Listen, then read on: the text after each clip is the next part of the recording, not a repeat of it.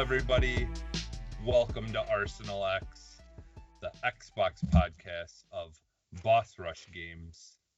You can go to the website, bossrushgames.com, to find all of our other shows as well. But I am your host, Jesse Douglas, and today I am here with some fresh faces. Corey is back. Hello. And we're going to welcome LeRon today. This is his first time on Arsenal X, I believe. So, how's it going? First time in this format, but what's popping, y'all? Not too much. Had kind of a fun day today. My son's birthday was more recently, and he got a whole bunch of cash money, and so we literally like a bunch of teenage girls. We went hopping all over to stores in the mall and stuff today, literally from I think 11 o'clock till I think we got done around 3 or 4 o'clock. Nice. So but luckily, he's I'm finding out that he's into some stuff that I never would have been in at his age, and it makes me proud and really glad, because one thing that I never was into at a young age was reading, and he loves to read books and stuff, and he bought a $50, it was $50 at Barnes and Noble, but it's 10 books, and what it is it's they're called the I Survived series. And each book is about a different either, I think that's based on some realistic history moments and some just popular stories. One of them has a big shark on it, so I'm wondering if it's something to do with Jaws, or I don't quite know what it's about. I'm curious to find out, but one of them is about 9/11, and so it's you're actually he's learning about history, but it's these kids are able to go back into time in this thing that they've made or whatever, and then they can go back and experience it, and kind of they get to live in those moments throughout history and stuff like that. So it's it seems interesting. But yeah, two things when I was younger that I did not care about was history and reading. so more power to him. I'm glad. But that, and then of course he got a bunch of fun things and stuff too. But he loves to read and stuff. That was one of the things that he really wanted for his birthday, was gift cards for Barnes and Noble, so he could go pick some books out. So I'm glad, because he's going to be so much better off than I was, and I still to this day I pay for it. I am awful at spelling. I'm awful at grammar. I'm awful at all that stuff, because I had attention deficit disorder, so reading was one of the most difficult things for me to do, because I couldn't retain anything that I read. I just completely would forget the last paragraph I read. Everything that I read, it felt like a waste of time. And so it was really difficult for me, growing up to do well at that kind of stuff. And I pay for it today a lot, but so I'm glad he's not having that problem that I did. I hear you on that part, where man, just reading is just unless I'm 1,000% into it, it's I don't even remember what I read on this website I looked at 5 seconds ago. You know what I mean? It's just I just can't. And it translates, unfortunately, it translates to games. RPGs are some of the worst. I cannot get into them, because if there's too much reading and stuff, I can read it, but for me, I would rather it be acted out and have actual voiceover work and stuff like that, because I can retain that. I can retain hearing stuff with visuals, but reading text that is just in a book somewhere in the game or whatever, I don't care, man. I'm hitting that button to go past it, because I'm gonna remember just as much as me skipping it all as reading it. So why even bother? So Yeah, like that's a card in this day and age. I feel like it's a cardinal sin if your game content is more reading than audio or in dialogue. yeah, yeah. Like I understood it back in the day when it was very, it was a lot more expensive and And also, difficult. tech But was limited back then. yeah, but now I mean, I yeah, remember there's not much excuse for it. So yeah, I remember being wild when I popped the Super Metroid in the NES and the SNES for the first time and hearing the last Metroid. yeah, Yeah, just hearing that voiceover, I was like, oh my yeah, god. yeah, The yeah, last Metroid is in captivity. That was the line. Yes. yeah, yeah. Yeah, I just yeah, it's always for me like there's been a lot of books that I've digested by audiobook. Um there's actually real I watched the whole entire series of that show that's on Apple TV Plus called Calls, and it's essentially it's a audio with some visual TV show, but it's the only visuals in it is they show like wavelength lines of like audio lines, like you would see like on whatever sci-fi stuff where you see those like the bouncing lines or like audio lines of when you're recording something or whatever. And then it just at each end of the line it will just have the person who's talking on each end, so who's talking. But other than that, there is no real visuals to it because the whole thing is just based around phone calls. And it's a sci-fi show, but it's all visual or all audio based, just based on phone calls and explaining what's happening in the moments. And it is a really good show. Like, and the nice thing is you can just listen to it. If you don't want to watch it, you can just listen to it and just kind of almost live in the experience and let your mind kind of wander with your own visual thoughts of what's going on, similar to like a podcast and stuff. So it's interesting. I definitely suggest that if you got Apple TV Plus, that you definitely give that a shot. But I think I still have some of my, because like when I got my new phone, I got a year for free, I think. Oh, okay. Yeah, like if you like that kind of like sci-fi kind of uh um like Black Mirror esque kind of stuff.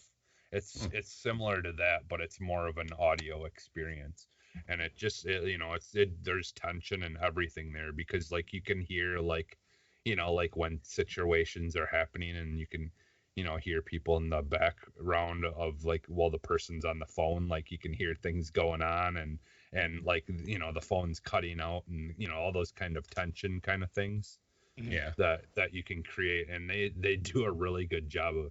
And the cast is like star-studded. It's insane. Like, I mean, I'm talking like really really famous actors and actresses doing the audio for it too. So, and every episode is kind of a different situation, but it's all kind of part bits and pieces of this main story of what's going on.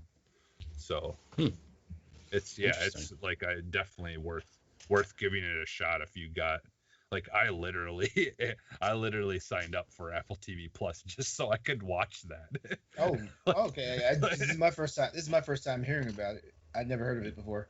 Yeah. And there's another show too that's on there that's good. I mean, I think the only show anybody's ever heard of on Apple TV Plus is Ted Lasso. Ted Lasso. Yeah. Well, which I hear is amazing, but For All Mankind is a really good one on there too. That's like one of those alternate reality ones where Russia beat us to the moon, and then the aftermath and the damage that did to the U.S. and how we deal with it, and kind of ultimately just completely changes the course of U.S. history, as to what we know it in real life, to to something completely different. And it's very much like that Man in the High Castle that I absolutely love on Amazon. So, but yeah, there's a couple of good things on there, but I was surprised at the lack of content that's on there for it being even the $5 or whatever a month. Yeah. There's not much on there that you can watch through that service. A lot of it you still have to pay for. So Yeah. But yeah, so otherwise, how have things been with you guys? Is there anything in particular, LeRon, that you got going on that you want to talk about? It's been a busy week for me, and my buddy Corey here just kept me even more busy with formatting and stuff for like pod clips and the new thumbnail design and everything, which is cool. It's like, man, I gotta brush up on my Photoshop now. Sorry, we started doing it with Tower Casuals. That look, and I noticed it, and I didn't want to rush you to start begging for it. Yeah, and I was like, man, this is so cool. These thumbnails take a lot of time to do because you have to because for some reason Destiny is such a huge game, but nobody produces transparent files for any of the characters, so I have to sit there and cut them all out in Photoshop, which takes forever. But it's since we started the new thumbnails and the pod clips, our traffic to the YouTube channel has gone up. But yeah, sorry, LeRon. It's okay. I gave everybody new projects to do. Whoops. That's okay. I like, you know what? Honestly, I'm not really complaining about it. Like it's actually helping me, like, step up my game. Yeah, because you need to step up your game, LeRon. You're doing terrible. Yeah. Yeah, but kidding. This week has been a busy week for me. Just with work. I'm doing the work and life balance thing right now. So like the job, like, I'm an IT guy, so we took on a new client, and it was basically like, hand holding and a whole bunch of stuff, getting them acclimated to how things go, because like we're not implementing a new system for how they run their office, but the way that we're streamlining it for them, it basically is like a new system for them, But and then two podcast shows. Well, technically three if you include this one this week. Would have been four, but Jacob and I we were not ready to come back to Hunters for Hire just yet. we got some stuff going on. When Hunters for Hire comes back, it'll be episode 5.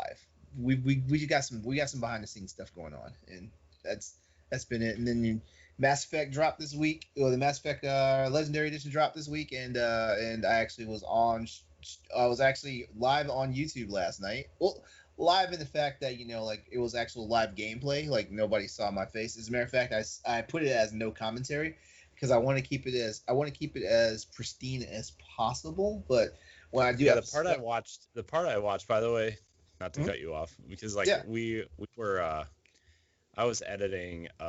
We did a Mario Party stream last night, and by the way, if you are anxious to hear some, PG-13 jokes about pole climbing, check out that stream.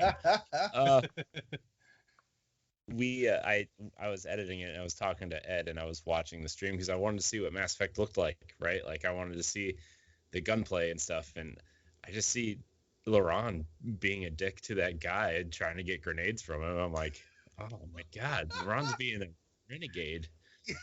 I don't like this. I straddle the line between Paragon and Renegade in all the Mass Effect games. Like I usually wind up being slightly more Paragon than Renegade by the time it's all over. Well, and that kind of goes into, you can actually, if you want, we could get into what we've been playing for with that, if you actually, because we might as well just hop into that, and you can just kind of talk about what you've been playing, LeRon. Oh, sure. Yeah. Well, it's been Mass Effect, the Legendary Edition. It kind of released at a weird time. Because I'm playing it on Steam.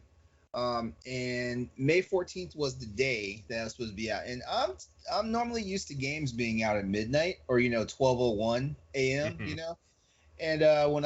And so I stayed up Thursday night just so I could make sure. I just wanted to see the intro. That was all. I didn't even want to play it that night. I stayed up Thursday night so I could start it up and just see the intro and be all nostalgic about it and everything. Mm-hmm. And also kind of look at something. Please tell me the title screen is the Mass Effect 1 title screen where it's like just the ambient synth sound. It is. But the freaking background, like, okay, in the original game it was just the scape of the planet, like you saw just like the planet in the background, right? Mm-hmm. Well, it's more vibrant now. There's an actual moon in the image too, and there's a whole bunch of stuff in the in outer space. Like there's a lot of detail. That's one thing. When you start the game, when they're talking about bringing Shepard in for this mission and everything, and possibly making him a Spectre and all this stuff. Mm-hmm. As they're pulling back from the viewport that Shepard's looking out of at that planet, you can actually see Shepard's reflection in the window. Ooh. Yeah. That's sexy. Yeah. The text, by the way, because Mass Effect 1, like when you had your subtitles on, Mass Effect 1 had different text than Mass Effect 2 and 3. Mass Effect 2 and 3 had the same text. But now Mass Effect 1 has these same text that was used for Mass Effect 2 and 3 subtitles. And that's all I'm really going to say without spoiling much about it. Yes, please don't spoil this 14-year-old game that everybody should have played already. Yeah. No, I mean, just you gotta look for the surprises for yourself. Okay, one more surprise. One more spoiler. When you use a sniper rifle, the sniper rifle actually sits still when you're looking down the reticle. Oh, thank God. It's not like that weird RPG style mechanic from the first game, like the original first game, right? Where like if you don't have your points put into it, you're not like, whoa, I'm this cool space soldier and I can't aim a gun. I can't hold a gun properly. Yeah, no, not like that at all. Thank God. Yeah. So it feels more like 2 and 3 a little bit, the first game. Yes. Yeah. So far from what I've seen, because I just finished the Eden Prime stuff. So I'm heading to the Citadel right now. Nice. Great. That's awesome. While we've been sitting here hanging out, I actually just bought it. So good on you. Well, good on you. If we might get yelled at in the morning, but that's okay. That's fine. Be like, honey, what did you do? Speaking of Mass Effect, though, I found a physical copy of Mass Effect Andromeda for $4. Oh. So I spent $4 on that, and now it's sitting on my shelf and will never be opened. You know what I don't get is why is Destiny 2 for like physical still like $23 in the store or $25 or whatever it is. Like I came across a copy of it. I know, but I came across a copy of it today and I'm like, they should probably just repackage this with like the new the new season like pass or whatever in with them if they're gonna do that. But it probably just costs way too much money to keep on releasing it every time they come out with a new expansion essentially. Yeah, they didn't even release a physical edition for Beyond Light.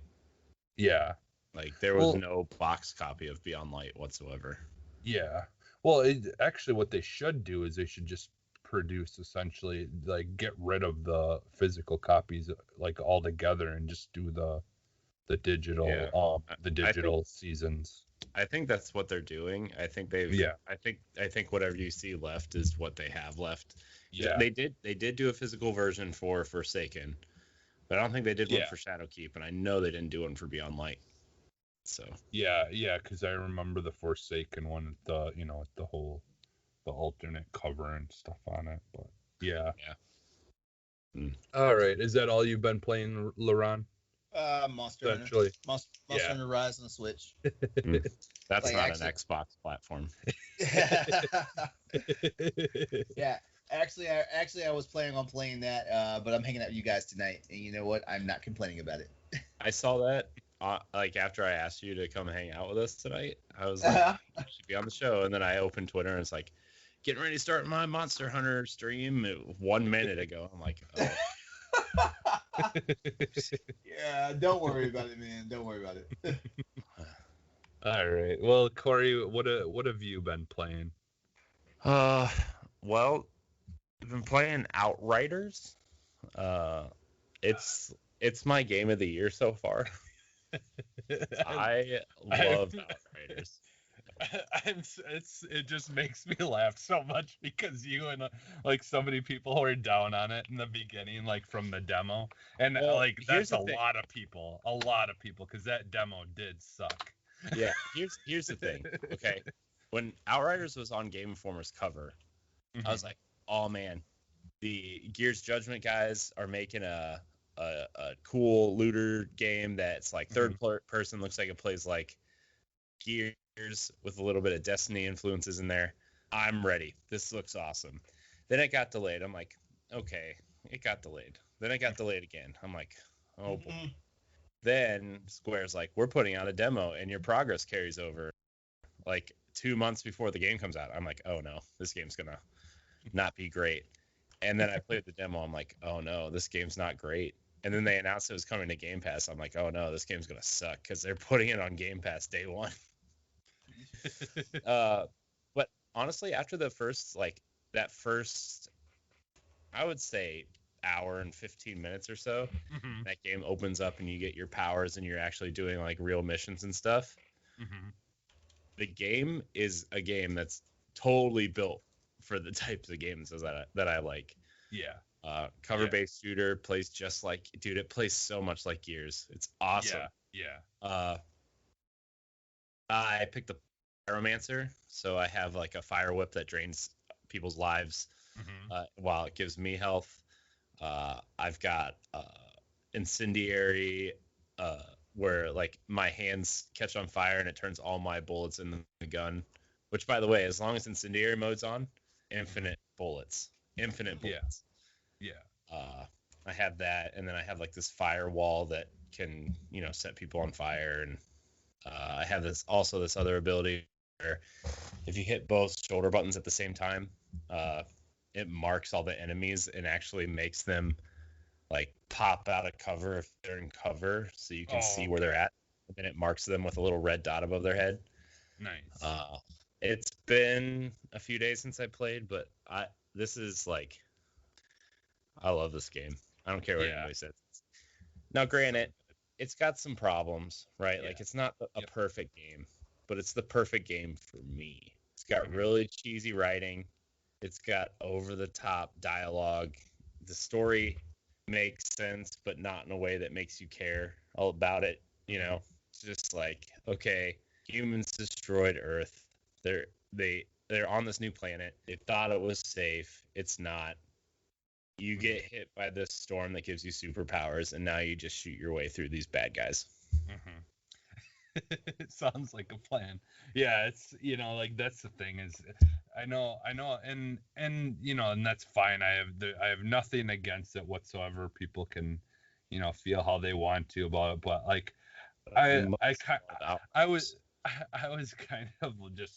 kind of rolled my eyes a little bit when people were taking the writing and all that stuff, like just being so critical about it, because I'm like, it just, like, to me, it just is not taking itself seriously whatsoever. Like, it's supposed to be bad. Like to me, like the main character is like, he is just awesome and how awful he is. As a speaker, and it's like, it's almost like Duke Nukem for me. Like I take him as seriously as Duke Nukem. It's not that bad, but I mean, but it's close. It's close to just being like, because I just absolutely, like, I just got to that part a little bit ago, and I know they talked about it on another podcast, but I absolutely love the part when you're by that volcano thing or whatever, and and they're like, oh, we can't go over that volcano because something in there, always kills everyone, and blah blah blah. So we got to try to find a different way there. He's like, oh, so what you're saying is I need to take care of kill whatever is in the volcano, and they're Yeah. just like, no. Like, Yeah. are you crazy? And he's like, oh yeah, well, just tell me how to get there. Like, Yeah. essentially, he's like, I don't give a shit, man. What? Yeah, You, I mean you're that's the whole talking about, character. It's like yeah, it's funny because like there's this whole serious story going on around him about survival yeah, and stuff, and he just walks in. He's like, I don't give a fuck. Just tell me where to go. I'll yeah, just take care of it. Like there's this side mission that opens up after you kill the giant volcano spider, which yeah. by the way, did on world tier 7 by myself, and it took me almost an hour and a half to do, and it was awful. It was terrible. Yeah. I hate myself for keeping it on that high of a world tier, but the loot is so good. And I'm like, man. Yeah, man. This game does get difficult. Like, Oh yeah. Man. I regret playing it by myself at that world tier, but I did anyway. Yeah. But there's this side mission that opens up about a cult, and you have to go kill the cult leader. And then after you kill the cult leader, the cultists like start worshiping you. That's awesome. He's like, he like points at the door. He's like, go, run away, leave. And they're like bowing down, worshiping him. So he just takes a gun and like just starts shooting in the air. He's like, get out of here, fuckers. It's really so Oh yeah. it's so good. I just like if you don't take that game seriously, it's pretty entertaining. Yeah, and I get like people want good stories out of games. Yeah. But there's room for those games, right? Like, but there's also room for games that just like don't give a shit what you think about it, right? It's just like, I don't care. Just let me go. Just let me play the game. That's exactly why I fell in love with Saints Row 3. Yeah, yeah, and I mean, and surprisingly enough, though, Saints Row actually had a decent story. Yeah, but it was like, also ridiculous. it's funny too, like the games that you end up like the stories you're not really supposed to care about are the ones you end up caring about the most sometimes. The most, yeah. Yeah. Well, So- like, I mean, look at, for me, Far Cry 5 was my favorite game of the year. That was my personal game of the year, and everyone talked about how awful and dumb the storyline was, but I just loved how ridiculous it was. Like, any of that cult kind of stuff like that, I just find fascinating, and just I thought it was hilarious the way they did it, and just how cheesy it was with like the whole like drug stuff, like them making this drug stuff that like makes people like all like starry-eyed and like not care and whatever. Like it just was so ridiculous, and like the characters were just so dumb and ridiculous, but that's what made it so interesting to me, is because it wasn't taking itself too seriously. Like, there was a seriousness to it, but it was so obvious that it just was not trying to be some like movie tier like storyline, like it just was trying to be something goofy, like I feel like most of the Far Cry games have been.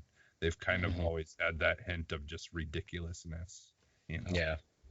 But I love games like that. I mean, it's at that point where like I mean, I've also been playing Destiny, so I guess I'll talk about that a little bit. Where like I used to like not really care about the story in Destiny, where especially because like Destiny 1, like nobody knew what was happening. It took a YouTuber to make sense of the story of Destiny 1.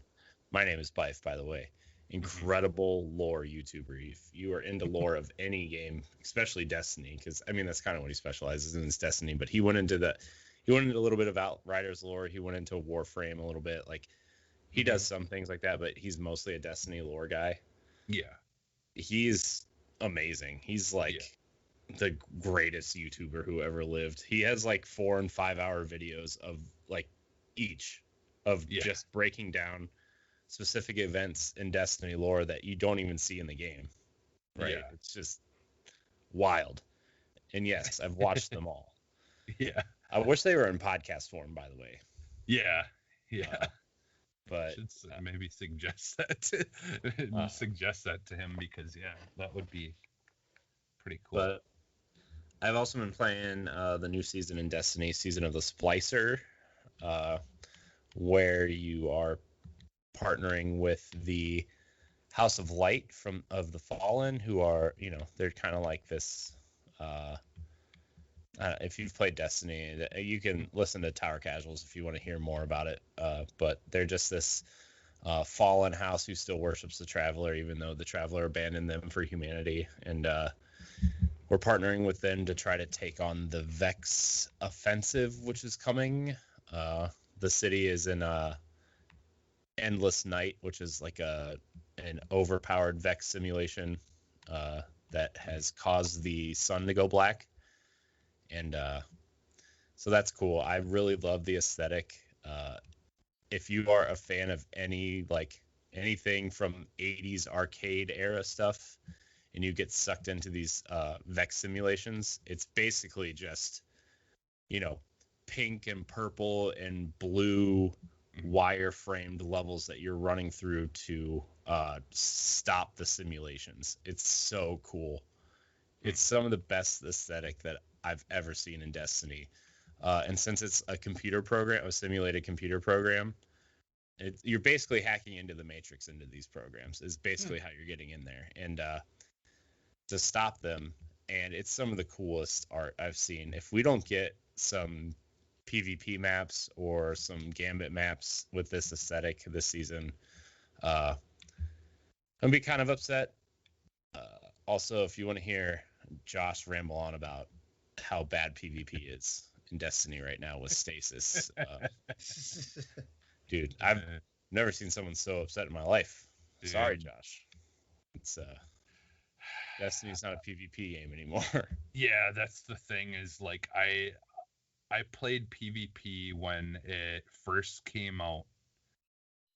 Like shortly after, it first came out, but honestly, I think like after the first big expansion, like that game was really difficult to play PvP, and because you have to keep up on every single gun, like every single like thing that you can get, and like it, because I tried going into it with whatever I had for guns, and I would literally just be instantly just mowed down, because nothing I had could even remotely compete with what I was getting shot at with. So it just was really like you have to stay up on top of everything to have any kind of chance. Not only do you have to stay up on it, you have to be good with those weapons too. But right now it's like if you're using stasis, and with the new the way you upgrade stasis now is like you can overpower for a PvP game that's supposed to be very kinetic and very fast paced, and stasis is the ice powers that you get. For those who don't know, you are frozen all the time. If you're not using stasis, you might as well just not play PvP. And if you're not using shotguns, you might as well just not play PvP. Like it's a shotgun fest with ice powers, and it's just not great. Although, as someone who sucks, I've fallen into the I'm going to use stasis and shotguns trap because I don't feel like sucking. So you can yell at me if you want, because I'm part of the problem. But trust me, as someone who plays Fortnite often lately, no game in the world that I have ever played has ever been more frustrating when it comes to someone using the same weapon over and over. Like shotguns in that game are just so overpowered, like just so badly overpowered, and like literally to the point of where people will shoot at you with a shotgun from medium to close range at all times, and they'll run around with a shotgun.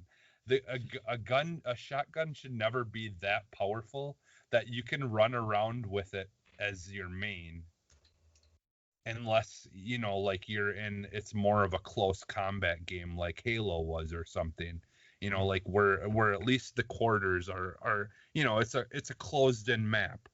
But when you're playing an open battle royale game and you're running around with the shotgun as your main, that something is too overpowered. It's so ridiculous. Yeah. Because that's like literally 99% of the time that I die, it's from a shotgun. Because literally that's all anyone uses in there. Yeah. It's kind of ridiculous. But I do like the new season. Seasons are going to get real weird soon because of they delayed the next main expansion into early next year.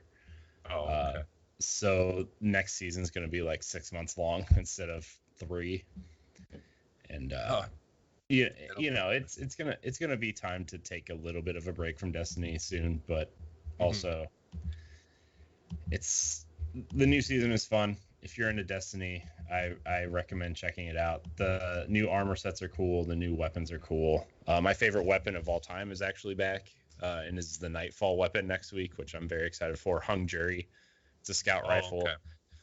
It's a scout rifle with a perk called Firefly on it, where if you headshot someone, the bullet turns into a bunch of explosive rounds and does damage to people around them also. So nice. It's very nice.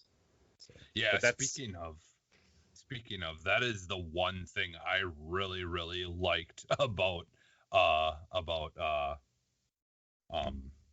what is the other game you're talking about now? Outriders. Yeah, Outriders. Like I really liked that you get guns with perks and stuff on it like almost instantly. Yeah. And like they did a really good job. Even the I think their exotic weapons, parallels called. I think they're called what, epic or legendary or something. Yeah. Get really cool perks really fast, and like since there's no balancing to the game because there's no PvP to balance with it, they get really crazy with some of those perks. Yeah. Awesome. Yeah, I love that. Yeah, it really does. Like, and like you said, I understand Destiny can't quite do that because, unless they turned off perks completely in PvP.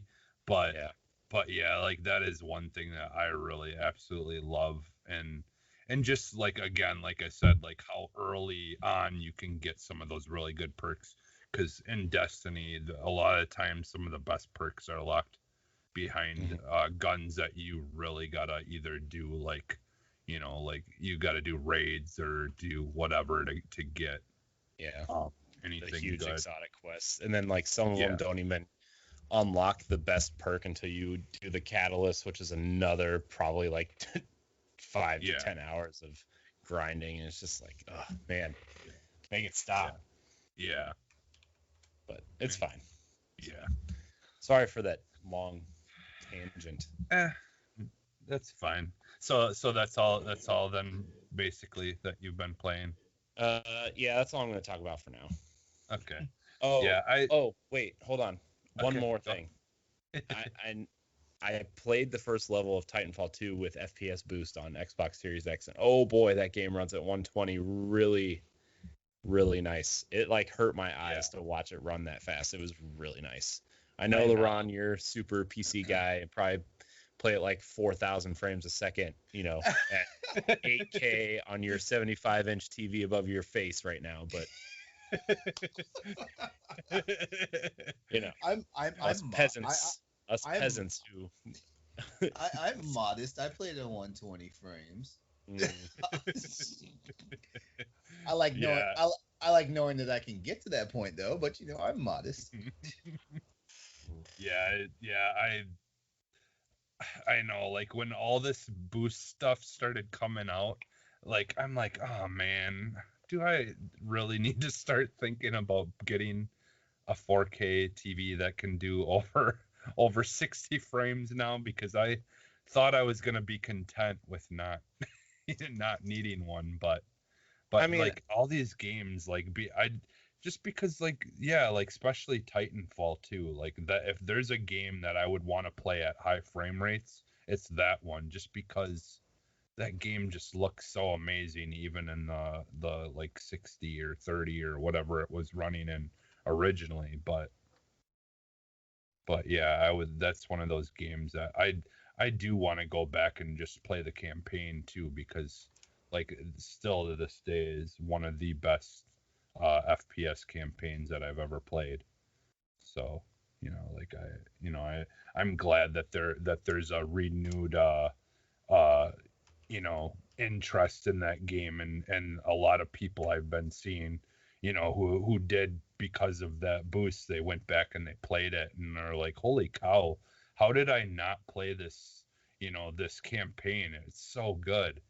There's a lot of people that played it for the first time now and absolutely, fell in love with it like we did when it came out.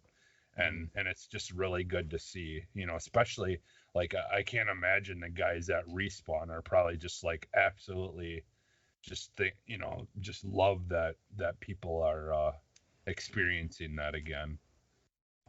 And some people for the first time because yeah, it was unfortunately way overlooked when it first came out. But yeah, for me, I haven't really been playing a whole lot on my Xbox recently, other than stuff that I play with friends or whatever. Like I said, like I play Fortnite with my friends and stuff like that. But I did go back to Control though, because I was really bummed that that you can't that your save from when I originally beat the game, that save didn't transfer over to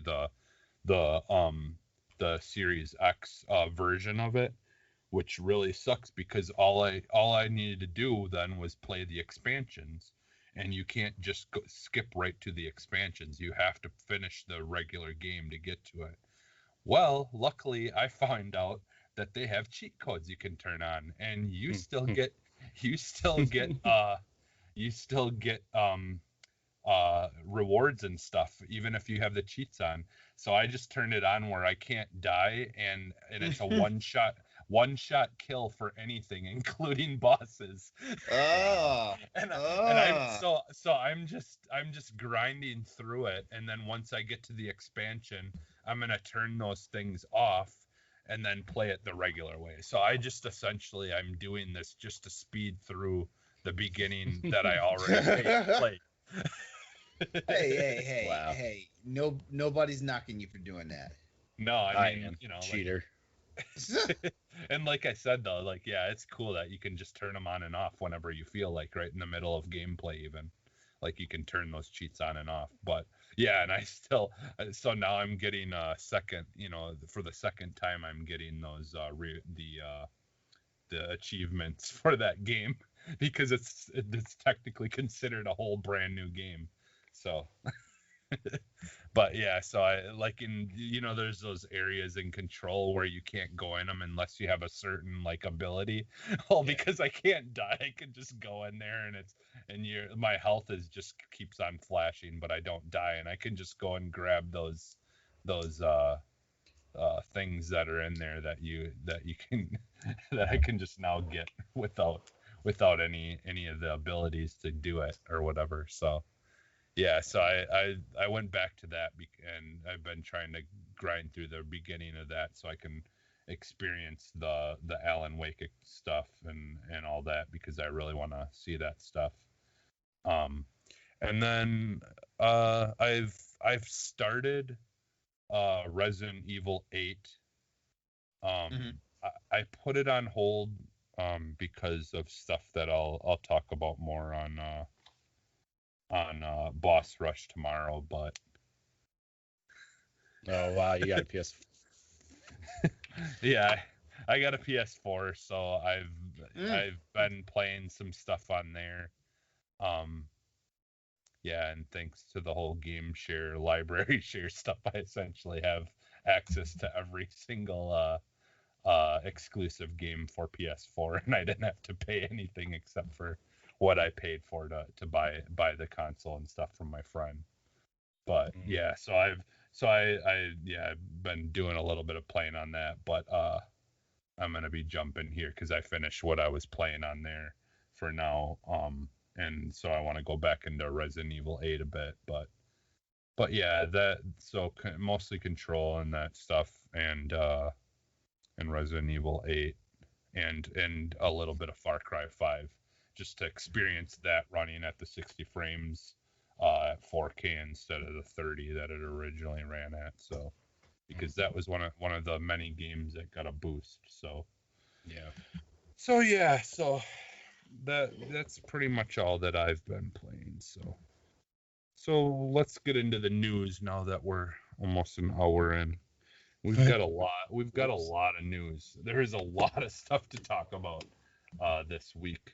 I mean, part of that is also because I may have missed a week, but I don't think there was a whole lot going on during that week, to be honest. So, all right. So the Arsa news. The first thing that we have is a lot of talk about Starfield, and a lot of talk about it being an exclusive. And so there's been a lot of reporting on it, obviously, and someone had essentially came out and like it's not official an official Xbox person, if I recall, that said it, but he is just basically saying, yeah, like it's no secret that Starfield is going to be exclusive for Xbox or whatever, essentially. I mean, they bought Bethesda. I don't see why it really wouldn't, unless they had some kind of weird contractual obligations like they did with Deathloop and Ghostwire Tokyo, right? That's the other one. Yeah. So and they never really talked about formats in general at all. Like if I remember correctly with this game, I don't think they even said whether it was going to be on Xbox One or be on Xbox Series X or any of that stuff. Mm-hmm. I don't think they really specified anything. So therefore they have nothing to hold any kind of promises to anyways. Mm-hmm. So yeah. But I mean, I know, LeRon, you're a PC gamer, so if you play this game, you'll probably play it there. But I know, since you host our PlayStation show, are you guys going to talk about this? Like, what do you think about it? Yeah, we are going to talk about it because I think Austin had interest in this. So I'm gonna see what he's I'm gonna see what he's feeling about it. As a matter of fact, I'll reach out to him tomorrow, see if he wants to run it just for a talking topic. If anything, it'll probably be a blurb because we don't need to go in like super deep into this one. Mm-hmm. But yeah, like I have somewhat of an interest in it, so I probably will pick it up on PC. Mm-hmm. Yeah, which like that's the thing is Microsoft, like they want to make sure that people have the ability to play these games. You might not be able to play it if you have a PlayStation, but they're trying to give people options at least. It's not completely cut off to their console and their console only. Like that. Well, that's the nice thing about it. I mean, yeah. I've always said most households have a PC and one of the regular consoles. Most households, and by regular consoles I mean like the PlayStation or the Xbox, because I feel like with the way Nintendo consoles are right now, Nintendo consoles are like they're like the side chick of of consoles. So like you have a PC, you have a main console, and you have a Switch or a 3DS or whatever. Wife, a girlfriend, and a mistress. Yes, basically. well, and theoretically, now because I'll be honest, I haven't really looked a whole lot into this yet, but it is something that I would like to go over more on this show about one of these episodes. But so Game Pass is browser based now. I wonder, does that mean essentially that there could possibly be a browser based version of Game Pass you could play through the browser on your PS 5? Like, I mean I mean, it depends.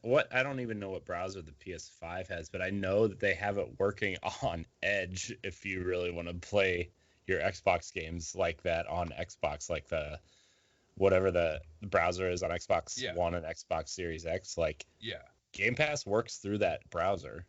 Yeah. Which is hilarious. Which I mean, that is the best way to play it, essentially, if you think about it, because having a direct connection, hardwired to your internet is going to be the best connection that you can get. Mm-hmm. So I mean, if you have a shitty, or your Wi-Fi router that you have doesn't do the 5G or whatever,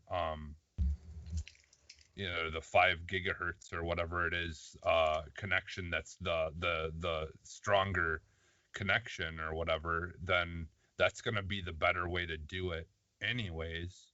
Yeah. Than playing on your phone through Wi-Fi or whatever, or essentially a lot of TVs, because I feel like I don't know, maybe they haven't, but are they still putting like the option to hardwire your TVs into the internet, in the smart TVs and stuff? I wonder. Like, I don't really know. I haven't really kept up with that as much, but because I know mine has the ability to hardwire the internet into it, but I want to say that there might be some TVs that are only Wi-Fi connected for internet if you have a smart TV. But I could be wrong. I don't know. Maybe that isn't so. I don't know. But with Xbox talking about putting Game Pass wherever they can, right? Like I've actually been playing a little bit of Outriders through the browser on my phone in bed a little bit. Yeah.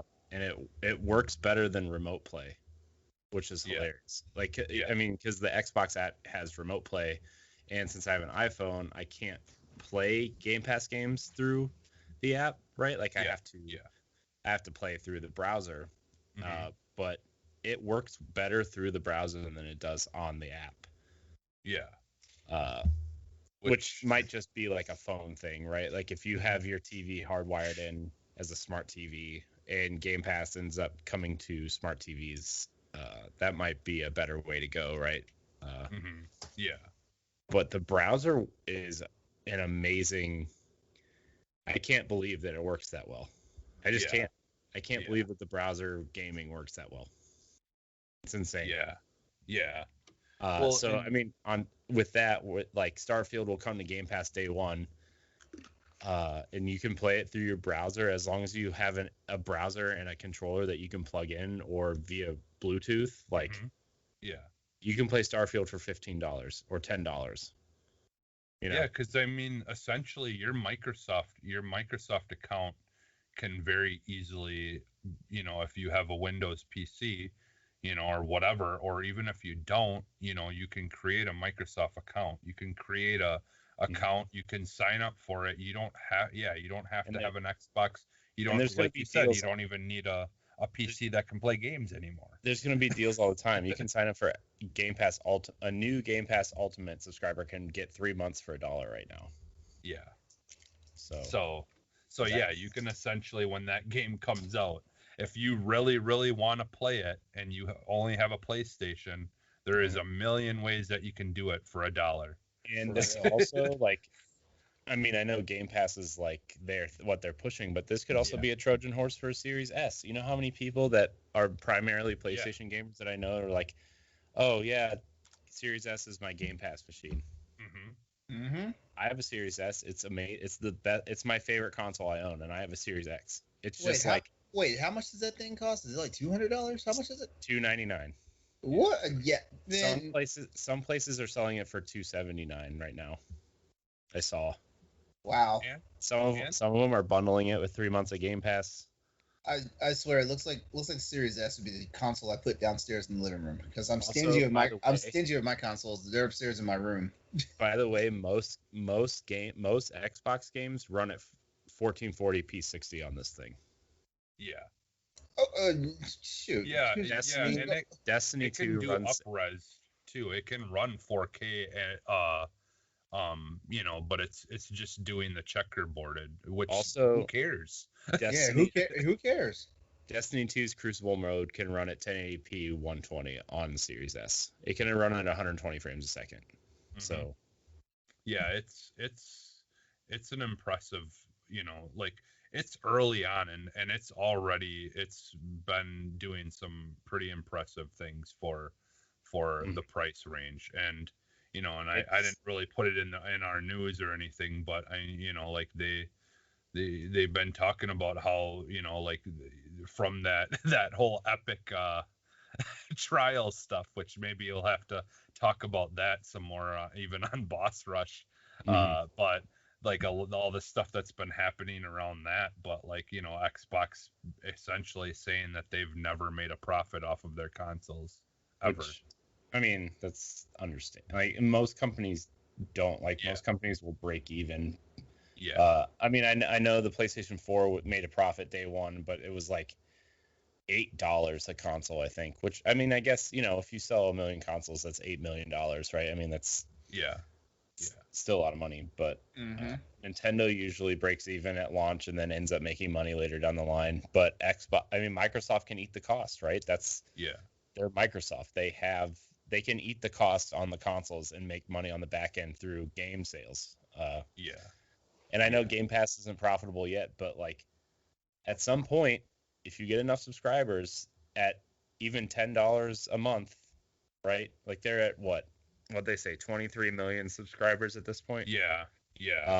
On an average of $10 a month, right? That's it's 200. That's $230 million a month that you're making in revenue. And I know they're making deals, and I know it costs money to run the servers and stuff, but at the end of the day, that's a lot of money. And at the end of the day, 1 year of Game Pass can fund your first party production for the next 4 years. Yeah. So and that's the thing, like Netflix, it was the same with Netflix. It was, like it wasn't nearly as profitable in the beginning. I mean, the only reason they had profit in the beginning is because it was essentially no different than a movie rental place, but you could just do it through the mail, right? And so like they had very little digital stuff online that you could watch instantly. But to that extent, in that conversation too, everybody's like, well, if Game Pass isn't profitable, why does it exist? Well, Netflix just turned a profit for the first time like 3 years ago. So, and it's been around since the early 2000s. And they've still been putting a lot of money into, it wasn't like that year that they turned a profit, they stopped investing in shows. Like it was because it finally had gotten to the point of where it breaks the fever or whatever you want to call it. Like it just it like has to push past that barrier. And so as we completely go off topic, but I mean it's not though, because like if Starfield's exclusive, that's a big that's a console seller. I mean, if you don't like playing PC games, Starfield is a console seller. And if you don't want to pay $70, right? Like even if you are a PC gamer, like you can either add it to your Steam library by paying $70, or you can pay your $10 and play it through Game Pass. So either way, Microsoft's winning, right? Because they're like, oh, well, we got another Game Pass subscriber, or hey, we just made 70% of that $70 sale off Steam, or 30% off Steam. Or if they buy it directly through Xbox, somebody doesn't want Game Pass. We know one in particular person that may appear on the show from time to time that doesn't believe in Game Pass. Ed. Sorry, Ed. I had to call you out. We got to do it at least once a show. You're not here. But like you make that $70 purchase on Xbox, like that all goes to Microsoft now. So Microsoft isn't losing any way you slice this pie. And like I mean, and they're even like there was talks about it. I don't know now for sure whether it's going to happen but I talked about this last week that, well, I mean, we know for sure that they're doing stuff on the Microsoft Store on PC. They're cutting their profits and giving more of the profit to the to the developers and stuff. But and there's some other stuff too. Like apparently they're working on a new store that will actually be something people want to use. but that's another whole topic. So yeah, I heard that they were trying to do that too. Was building new which I hope they do, because I mean it like it would be nice to have if stuff that you want to find and you're willing to use their store, but it just needs to be better for you, then that should be something. And they've talked about how they're trying to be better for the people who want to play games on PC and stuff too, so that would only make sense. Yeah. All right, so the next topic we have is I kind of just in general this update that we recently got to the Series X. You most likely have probably experienced most of it. You've noticed or heard about the different like live backgrounds and stuff now that you can put on. I personally I have that original Xbox flubber looking mutating thing going on in the background at all times on mine. You said flubber. Yeah, that's what that reminded me of, was flubber, like that original Xbox startup where that like green glob is kind of mutating. Yeah. So yeah, I've got that one on mine, but so yeah, there's obviously that, but one of the really cool things, and I just added it actually just today to my my screen, my main screen on my Xbox, but I love that they finally put a thing where now you can it shows all of your games that are in that are sitting there waiting for the quick resume. So now you can actually post that up on your Xbox and see what games are in quick resume right now, on your Xbox.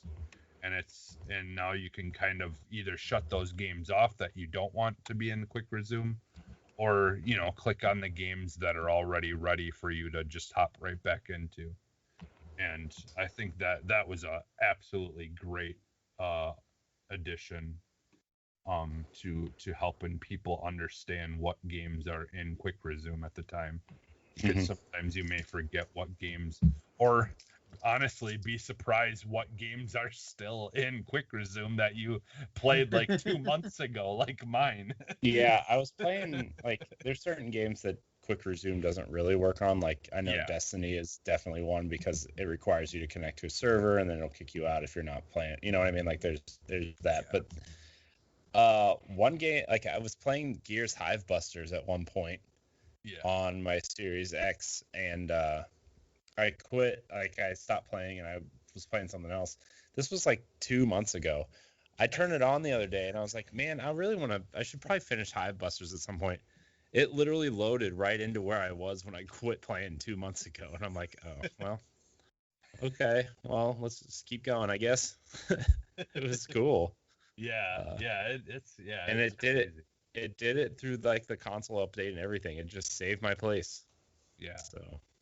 Yeah, the quick resume stuff, like, as long as it's implemented, it's kind of, it's not similar in what it does, but similar in comparison to, like the kind of the nice thing of having it there, like, kind of like the controls and stuff, and the haptic feedback that's in the PS5. Like, when a game actually implements those things and uses it, it's an awesome thing to have. And that's kind of how it feels with the quick resume. Is, it's just an awesome thing that we maybe didn't even realize that we wanted, that's just really been nice to have.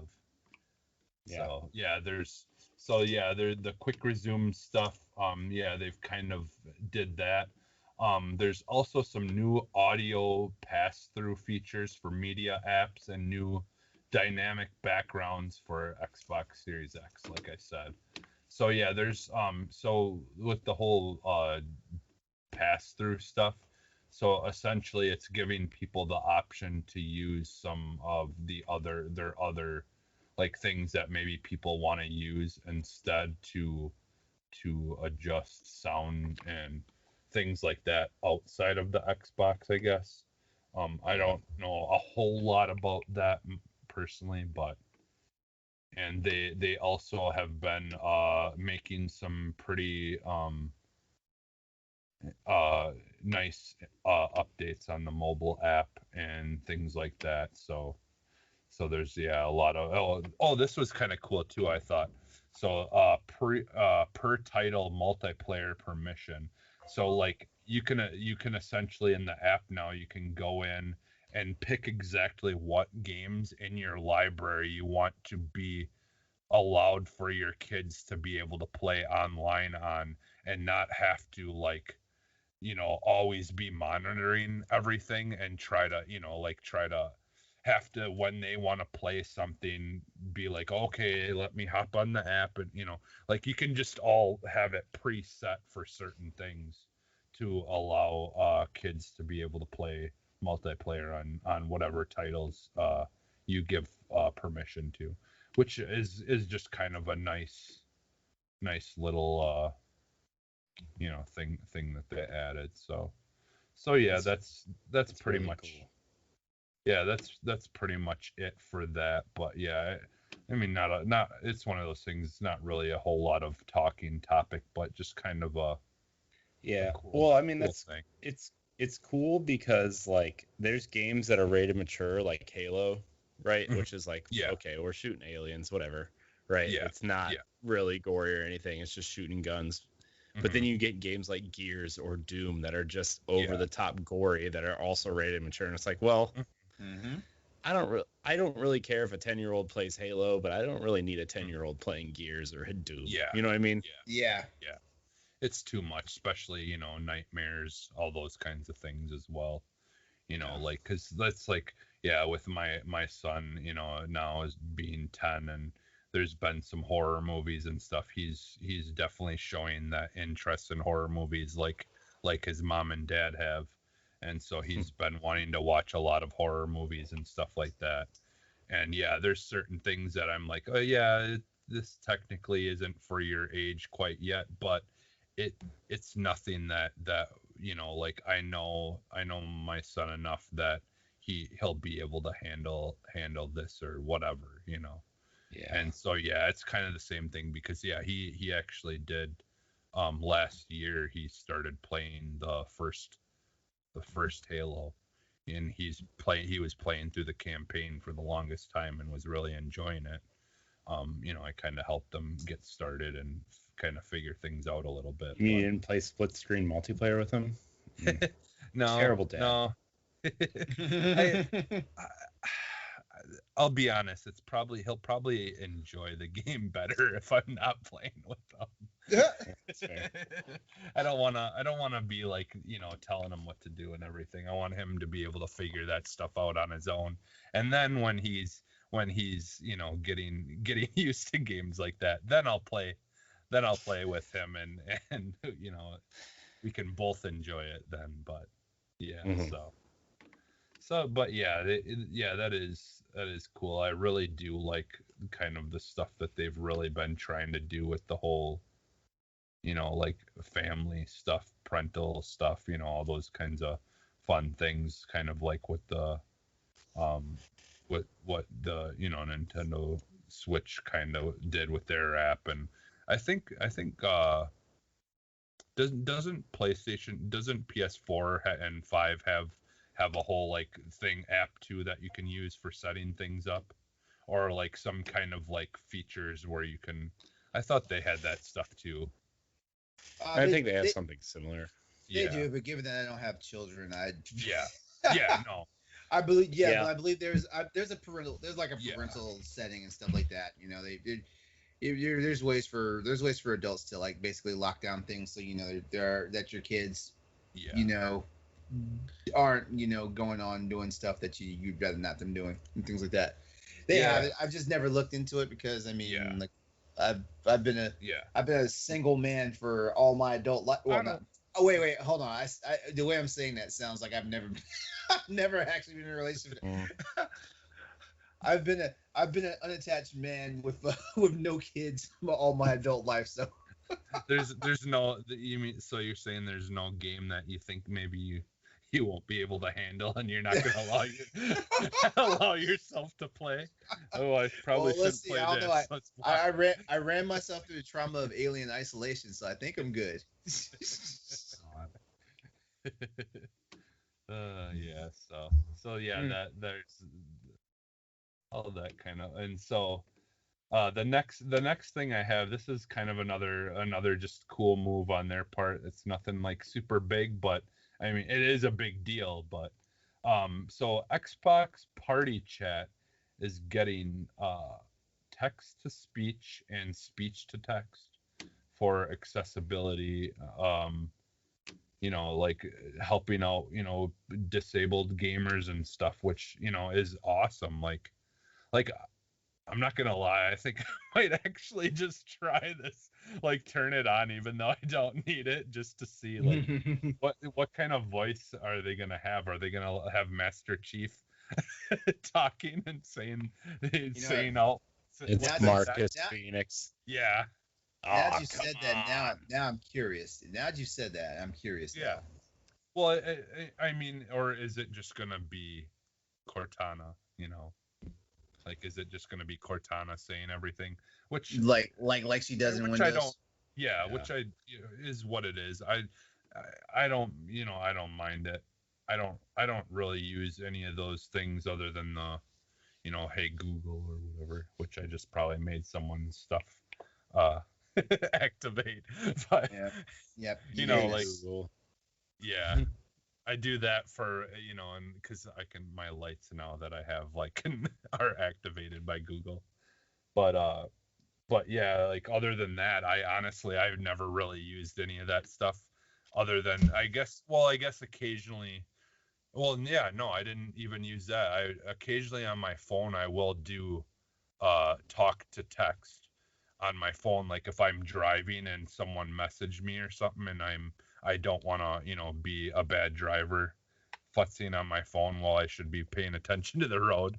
I will do the talk to text, you know, like, and then just send a text that way or whatever. But yeah, I don't really use that kind of stuff. But I mean, you know, obviously this isn't for me anyways. This is for someone who truly, you know, needs it to be able to get the best out of what, you know, what they want to do and stuff. So it's, you know, it's just yet again another great thing that they're working on to try to help people who, you know, it's not as easy for them to do those things, be able to do it with ease and not even have to think about it anymore. So that's cool. And the next thing is something that some people have been saying they probably should have done a long time ago, but Microsoft is making using the console purchase pilot to fight against scalping. So essentially you can, right from your Xbox, you know, last gen Xbox or whatever, you're able to try to buy Xboxes through that, but it's like an actual app that doesn't allow you to buy like tons of them. Like you essentially, it's kind of similar to, in a way, I think, to the whole ticket system that Sony kind of did in the beginning with the PS5. But this way, it's kind of like you get your place in line, and either you get one, you know, you're able to get one in those shipments or not, and it's, you know, and it's just essentially one per console is what I would imagine. So yeah, I honestly, anything that someone's doing to fight scalping is gonna get, hand clap from me, because it Mhm. really is annoying, and and it's hitting everyone. People, like trying to get stuff for PC and get the graphics cards and stuff for PCs and GPUs or whatever, and like, I mean, everyone is really seeing just how disappointing scalping can be, Yeah. especially. I, s- I honestly still feel like people are gonna find a way to like circumnavigate this system. It's just a thing. Like I really wish it wasn't. Yeah. I mean, it's the same thing that PlayStation's doing. If you would through PlayStation Direct, right, you have to log in through your PlayStation account, and you're only allowed to buy one console per account. But there's been people who have bought, multiple ones through Yep. that, Yeah. right? So Yeah. it's a nice, I guess it's a nice gesture, but there's always going to be somebody working around the system. Mm-hmm. So. Well, then I guess then that starts to make you think, well, do they only allow people whose accounts are more than like a week old be able to use it, like, have like a almost like a like Microsoft, we know, is paying attention to how long you've had an Xbox Live account. Like where we were getting extra things for, if you were an early adopter of the original Xbox Live, on the very first Xbox, you got like a special, like limited, like, or not limited, but you got a special uh, icon thing or whatever that said that you were, day one adopter or whatever, Yeah. and or earlier adopter, and I mean, like, do you? Because yeah, maybe someone authentically would get blocked out, but I feel like if you're really like, if you like, what are the odds that you bought a PlayStation 4 and just, a long time ago, and just were getting PS Now or whatever, or just getting, Xbox Live that day or whatever, like, have it just go, or even just go by seniority, like, work your way down. And so then the scalpers who just started an account or whatever, those accounts would be left for last, like, Yeah. I mean, there is ways they could technically like defeat it without saying that you absolutely don't have, a chance of getting one, but yeah, I mean, that I guess all I'm saying is I'm just glad that they're trying to do something about it, Yeah. because it's very obvious people like or things like Amazon and all that stuff just don't give a shit, because either way they're making money off of the console. That's all they care about.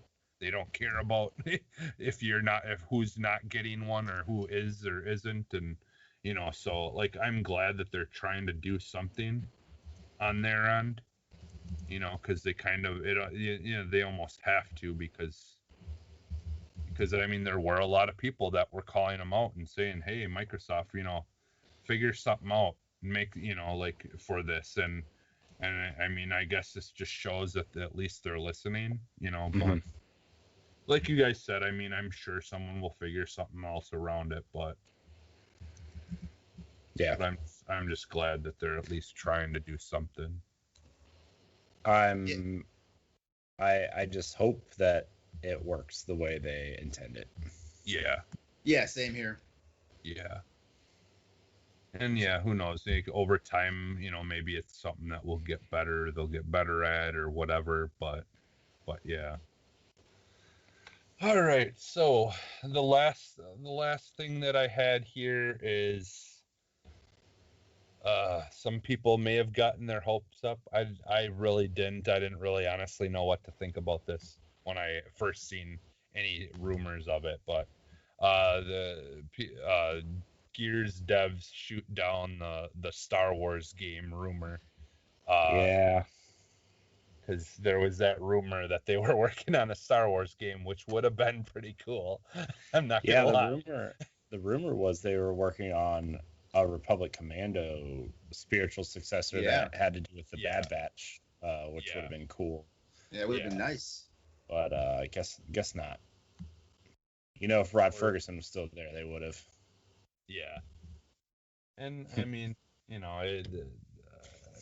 I'm not gonna say that there is hope somewhere that maybe it is still a thing, but the thing is it's like the Wild West sometimes, and some of these things they're trying to direct you all over the place and hope that they can confuse you and you don't know what's real and what's fake. So, but but they did say that they are working on multiple things. So I mean, we know we're not getting Gears 6 anytime soon. Lame. We know that, it's like, but I honestly though, what if they are working on new IP though? Like I honestly would. I mean, I would like to see. I hope they are working on a new IP. Well, remember when the coalition was formed and they were called Black Tusk? Yeah. And they were working on that third-person stealth game called codenamed Shanghai. It was like a Die Hard style game where it takes place in a skyscraper in Shanghai and you work your way up the skyscraper to like save some people. That was that was their first project. And then when Microsoft ended up buying Gears from Epic, they renamed them the Coalition and put them on Gears because they had hired Rod Ferguson. They had brought a bunch of Gears devs over from Epic who didn't want to work on Fortnite. I mean, the rest is history, but maybe Shanghai is coming back, which would be cool. Yeah, I mean, like that's kind of been something that we've seen from Microsoft with this new version of them, of where they're wanting to let these devs do their passion projects.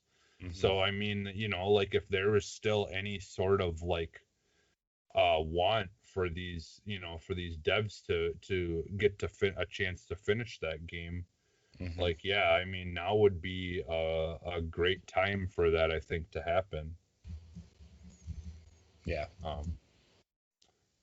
mean, I'd love to see some new IP. I mean, and I we also know want they can Gears do 6 stuff. because Gears 5 was so good. Yeah.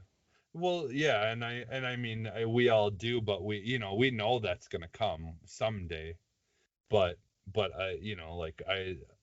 it is kind of nice, I think, that hopefully they are gonna get a little bit of a break from it, and maybe from this new IP, that if it is a new IP even, I mean, we that's the thing, is we don't really know exactly for sure what it is, but if it is a new IP, I mean, maybe they come away from that with some aha moment that like adds something even better to Gears when they do work on the next one. Like, I mean, look at Sunset Overdrive, and then they went from that to Spider-Man, and Spider-Man, from all accounts, is a phenomenal game. Like, and a lot of it was taken from Sunset Overdrive. Like, so I mean, maybe this is their opportunity, because I believe there's aren't they working on like a new engine stuff for Gears? I mean, it's just Unreal 5 instead of Unreal 4, right? Yeah. So, yeah. Man, side tangent. Yeah. Look how many cool games that like Microsoft published like a predecessor to. Like, you look at Quantum Break, right? Which is basically the prequel to Control. Like, what a cool game. I actually just re-downloaded it so I could try to finish it at some point. I loved that game. And then you look at Sunset Overdrive, which is, you even in the new Ratchet and Clank trailer, you see the way that they jump and kind of like wall run and stuff. That's clearly like, I don't know what came first, but that there's some Sunset Overdrive animation in there. And then Spider-Man, obviously, swinging around and whatever.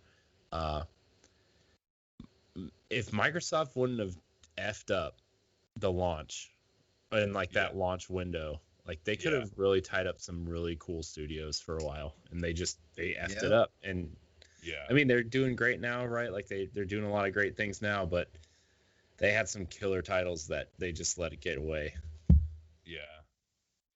Yeah, and I think that's I think the thing that makes me hopeful though is just how much of a positive stance they've kind of been trying to take in the gaming world, in general. Them throwing praises to Sony and them throwing praises to Nintendo when they have some major accomplishments, Mm-hmm. and and just kind of like trying to like kind of be something that's trying to bring everything together a little bit. I mean, Mm-hmm. like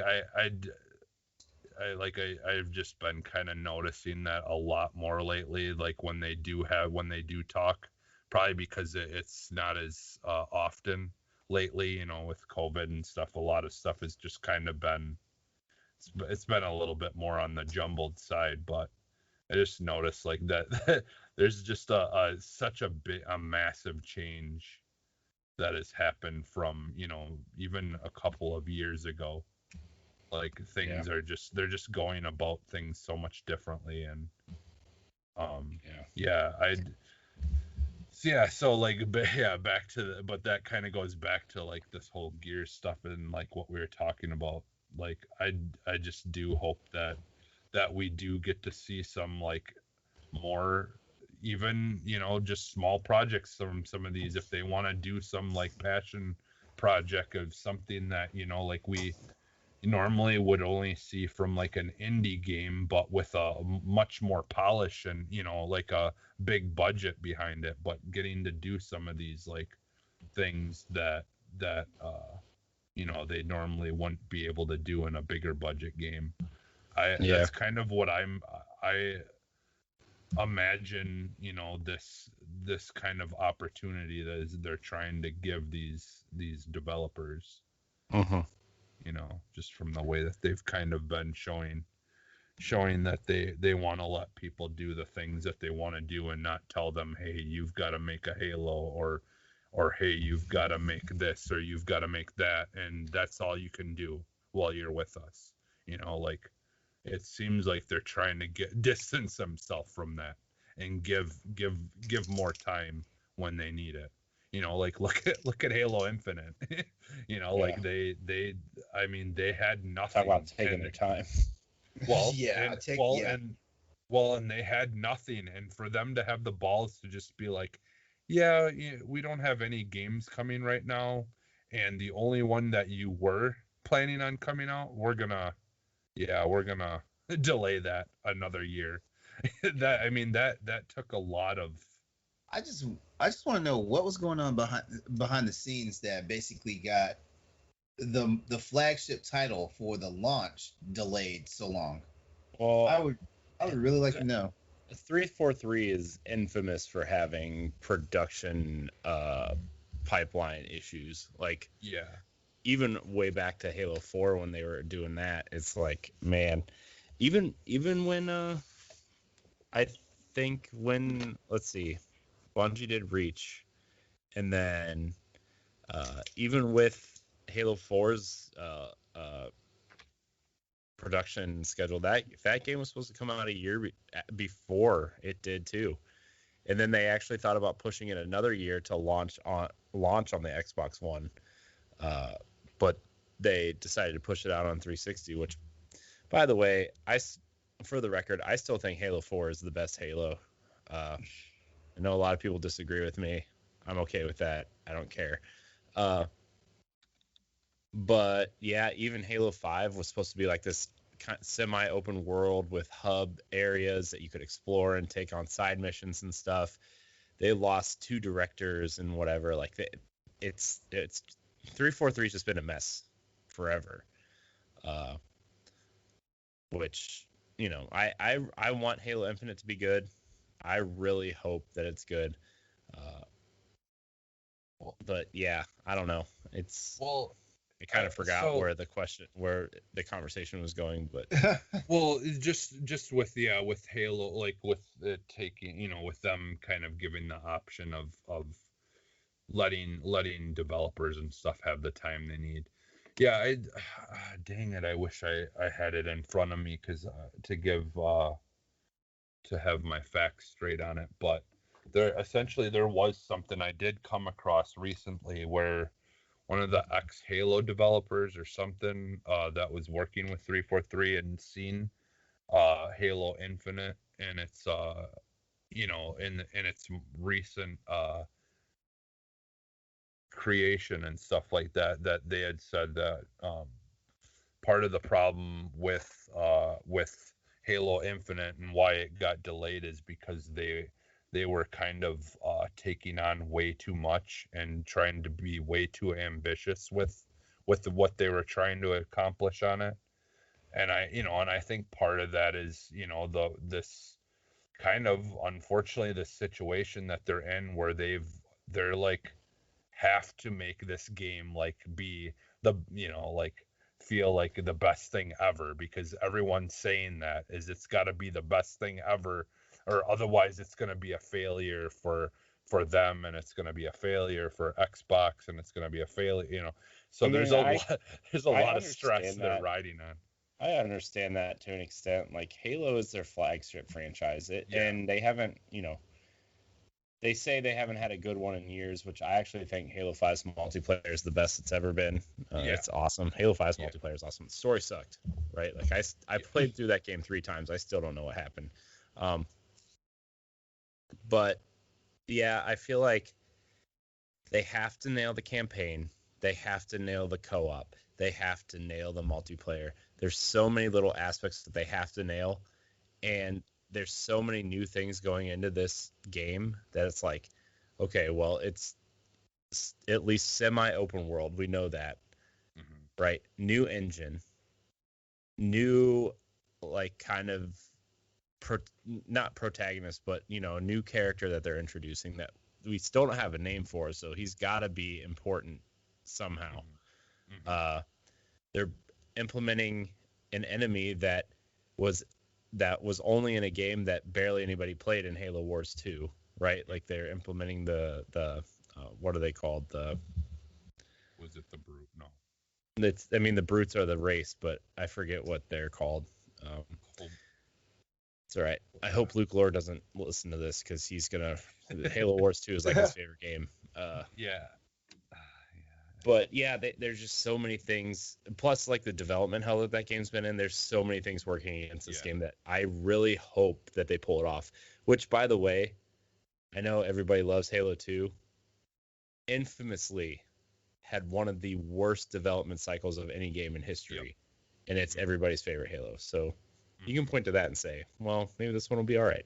Yeah, unfortunately, I mean, or, like you said, like, kind of however you want to look at it, but yeah, I mean, Halo is a franchise in general, it has had quite a few rocky, develops for some of those games that ended up being amazing games. So yeah, I mean, I don't want to kind of compare, I mean, there's still that worry. I mean, look at, what happened with Anthem, with, when you have a name or or whatever, but and then a team, and that might be different than what was originally there or whatever. But I that's the thing, is I don't really doubt that 343 can make a good game, because, like you said, like, I I think they do a well enough job with things, but I can see where the stress kind of them feeling like they've got to, like, overachieve, end up being something that gets in their way. And it seems like that might possibly be what was happening, is them trying to overachieve and just getting in their way. But if I remember correctly, though, this ex developer, though, also said that he's seen stuff And that early video that we got of it and that people just tore apart. The problem with a lot of that stuff was they didn't have everything implemented that they had planned on having in it. It was just it was one of those situations where they probably would have just been best to not show anything until it was ready, until they had something ready that they could give a good, representation of what it was going to be, or a better one anyways. So I mean, either way, I'm excited, and I honestly, I think it's going to end up being a really good game. I don't see it failing whatsoever. I think if anything, it's going to just be like, maybe the fans of Halo like love it, and it doesn't maybe bring as many new people to it as they would hope, like at the worst. Well, But I don't will I it? don't Because think it's gonna fail. because I I feel like with its multiplayer being free to play, Yeah. Well, uh, that's true. Yeah. Yeah. and I it being on completely Game forgot about Pass, that. I feel like this has the potential of being the most successful Halo. Yeah. Yeah. I mean, yeah, I completely forgot about the whole, like, yeah, the free to that they're on, the multiplayer will be free to play. And yeah, and I mean, if they, like, look at, there was people who wanted a story mode for Overwatch and stuff, and now they're doing that. So I mean, if you look at it that way, where here, you've got a game that's multiplayer and anyone can play, and they're like, hey, I would really like to know more about these characters that I'm playing as. Maybe I will go check out the actual game. So yeah, you're right on that. I completely forgot about the fact that it was free to play, because I'm just not used to a Halo multiplayer being free to play. But Yeah. So. Sorry, LeRon, Yeah, I know you don't care about Halo. Yeah, not. There's I'm no not monster hunting in Halo. Sorry. Yeah, yeah. I played Combat Evolved. I had fun with that. Me and a buddy played we did the side by side thing, because I remember that we did the side by side thing on that one, and it just never stuck with me long enough to stick around. I keep telling myself, if I actually was an active Xbox like consumer, like I would probably be playing all the Halo games and stuff like that. I do have the Master Chief Collection though from Game Pass. Just having just gotten the gumption up to start. Here's the thing though, is like I understand like Halo made the Xbox, but I feel like for me at least, there are so many other franchises that I like. Not that I don't like Halo. I love Halo. But there's so many other Xbox franchises that I love that I would love to see come back at some point, or them get a sequel. Like Gears is probably my favorite by far Xbox franchise. I'm excited for the new Fable. I'm excited for Perfect Dark. I want a new Conquer. I want a new Banjo. Even that Battletoads game that came out last year was it was kind of fun, and I was like, man, if they made a Ninja Turtles game like this, it'd be awesome. And here we go, they're going to, right? But I don't know. I'm of the mind as long as Halo is good, it plays good, the campaign is better than Halo 5's, and they just keep going with it. With Game Pass going on, it's like Halo's going to be fine. Xbox has so much in development right now that, even if Halo isn't the perfect 10 that people think it should be, I think the Xbox is going to be fine. Well, Yeah, and we still got a perfect 10 game coming, to Xbox this year in Flight Simulator. I know that's kind of a niche game, but I mean, that's the thing is, we definitely, at least we know that the Xbox that goes 5 years without having, any real, new exclusives or new IPs coming out and stuff like that Xbox doesn't exist anymore. So, but as far as the Halo goes, like I've never really been too worried about it.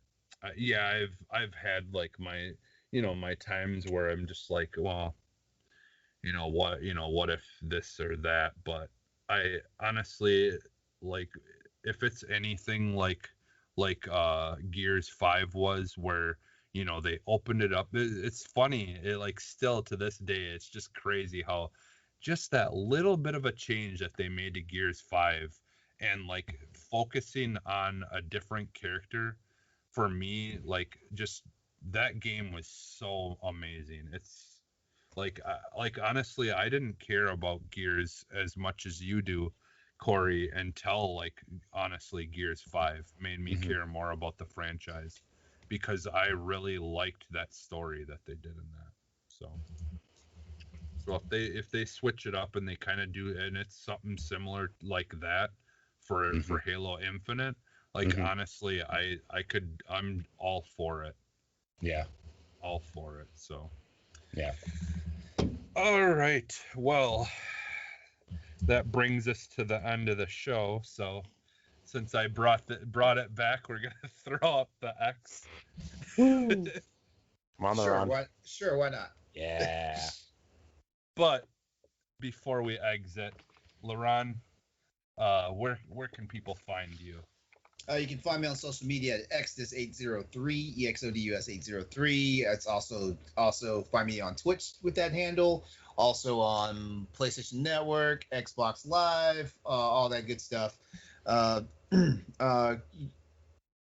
am one of the hosts for the Crossroads PlayStation podcast show for Boss Rush Network. I was about to say Boss Rush Games, but we're rebranded now. Tired. Yeah. It's bedtime. To be fair, I said BossRushGames.com. I said in the beginning, but I think we're changing. Or is that staying? I forget. Is that staying the same, or is it technically we've got both now? We've got both. Yeah, where you can go to either. You can go to either. Both, yeah. So catch me on my Twitch channel Tuesday nights at 8 p.m. Well, 8:30, depending on who we have in our third chair. Eastern Standard Time. We talk about PlayStation there, and then come back on Wednesday night at 8:30.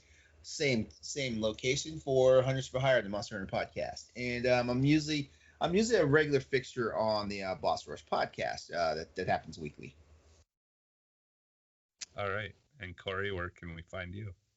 You can find me on Twitter at IamCoreyNHD. You can find me hosting the Boss Rush podcast. You can find me hosting Tower Casuals, our Destiny podcast, and you can find me floating around the other shows. Also, check out our archive stream, It's Our Party, where Ed, Celeste, and Stephanie and I played like 2.5 hours of Mario Party. Yeah, I want to do that with you guys one of these days. And shout out to Kayla from Bad Bitches. She's got a Switch and she's got Mario Party now. I said, you realize now you're gonna have to come on our shows and talk about games now, because she should come on. No, she should come on, and we'll just make a drinking game, but just for her, to where like every time she loses a mini game, she has to drink. Oh boy, like a half hour in. Because she's like, now I don't get any podcasting done because I just want to play on the Switch. So I was like, I joked it's not really a joke. If she wanted to, I said you'd be, more than welcome to come and talk about games on Boss Rush podcast one of these days if you want. As for me, you can find me everywhere as Phantom NXS. Yes, even on PSN now. So, all right, we'll throw up the X one more time. Sorry for the fake out, folks, because we're about to exit. Bye, everyone. Goodbye. Have a good night.